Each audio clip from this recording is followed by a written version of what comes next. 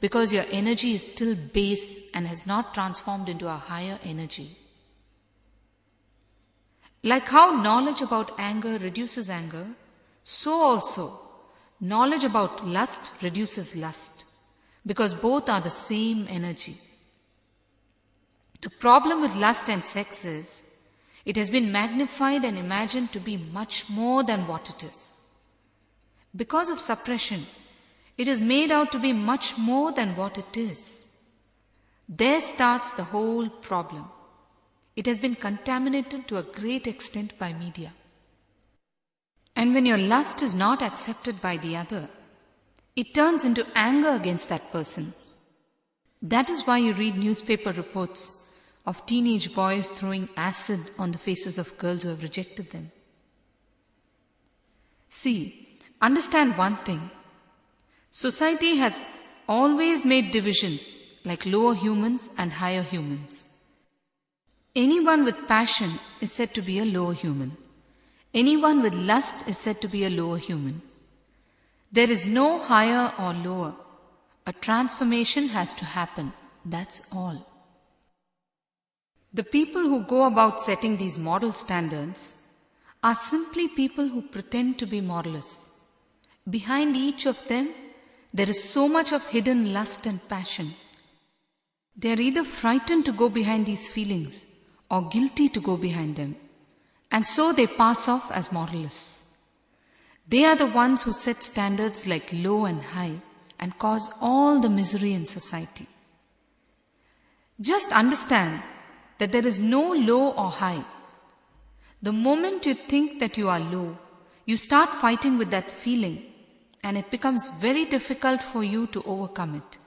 It becomes very difficult for the transformation to happen. Anything that you resist persists. Simply allow your consciousness to transform and it will happen. Just bring in awareness into yourself and you will transform. Never analyze. Analysis will only divide. It will divide you into two halves that keep fighting with each other. And society always looks to divide you. Analysis is for scientists and researchers, not for spiritual growth. You are so used to analysis and dissection that you cannot drop it in any context. When people try to impose the inferior and superior feelings in you, remember, each one is a part of existence and no one is inferior or superior to anyone. It is only when you forget this truth you will use all these kinds of words. Now coming to your question about lust. First understand this. There can only be love, never lust. That is the truth. Lust is the result of deep ignorance. The process of changing lust to love is an alchemy process. Alchemy is the process of changing any base metal to a higher metal. You know that. Similarly, changing our base emotion, that is lust, to the highest emotion we are capable of, that is love, is an alchemy process. It is the ultimate alchemy that can happen. Let me narrate to you something that actually happened to me when I was wandering in the Himalayas. In the Himalayas, I used to simply walk anywhere I felt like. My belongings were very few, and I used to wander and sleep anywhere at any time. I met many sages during that period. On one such occasion, I met a sage who was very barely dressed with matted locks and with a very fierce expression. He was a Naga Baba, belonging to the Naga sect of sages. I was somehow attracted to him and went near him. At that time, I did not know much spoken Hindi, but I managed to talk to him in broken Hindi. I was with him for a few days. All day long, he would smoke his hookah. I was watching him and was amazed at what he was doing. He would drop 2 copper coins in his hookah, smoke for some time, and then empty his pipe, and 2 gold coins would drop out. He would then go to the market, sell the 2 gold coins and get more copper coins and repeat the whole process. I asked him how it happens. He did not answer, but simply gave me the pipe. Somehow, the smell of tobacco or alcohol never agreed with my system at any time, and I just took a few steps backwards. I told him that I had come to the Himalayas for meditation and enlightenment, and that I was not interested in smoking or in gold coins. He looked at me and spoke in Tamil for the first time. Angam pazhuttal tangam pazhukkum. When your being ripens, gold will ripen. I was wordless.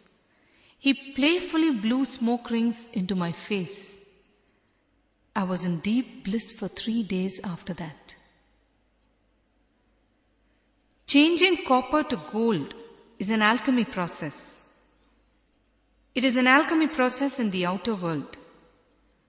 The alchemy in the inner world is all about changing our base energies to higher spiritual energies. When you master the art of transforming your base energies to spiritual energies, you can transform copper to gold. It is no big deal. When you master the inner alchemy process, the outer alchemies are simply nothing. They are just child's play in your hands. I have narrated this incident to you only to make you understand the concept of alchemy and not for you to pursue any outer world alchemies. Understand that. Outer world alchemies are ordinary.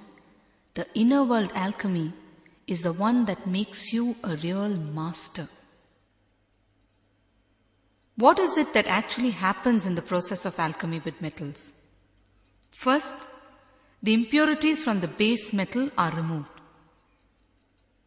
Then some components are added. And then it is taken through a process. At the end of it, the base metal becomes a higher metal.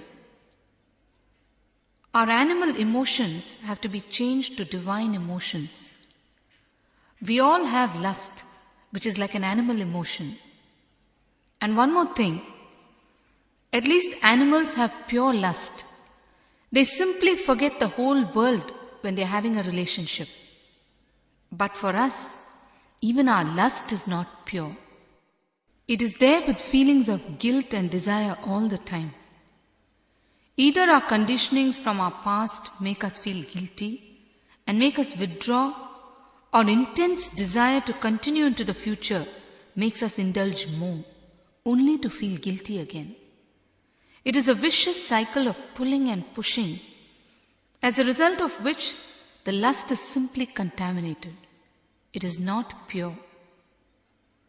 Always, if you notice, the moment you fulfill your imagination, you are engulfed by guilt. That is why sex makes you feel guilty. And family instills the first sense of guilt in you when you are a child. After that, you master the art of creating guilt for yourself. Understand guilt first. Anyone who wants to have a control over you first instills guilt in you. They make you feel inferior in some fashion. Then automatically you follow what they are saying. Man knows to control only through guilt. I tell you, rules are all right for children.